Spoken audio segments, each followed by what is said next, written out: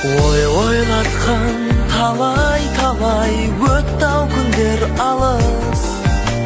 Міне бүгін біз... Менің сізге қоятын бірнеше сауалдарым бар. Өмірде қандай мамандықты таңдаған дұрыс деп ойлайсыз? Қызым, қай мамандық болмасын, бастысы адал еңбек, шынайы көңіл болуы керек. Әрбір мамандықтың өз қиындығы болады. Бастысы мамандық таңдаудан қателеспеу керек.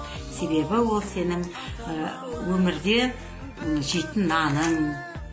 Рахмет, анашым, түсіндім. Менің сізге қоятын тағы бір сауалым бар. Өмірде адал еңбекпен күн көру дегенді қалай түсінесіз?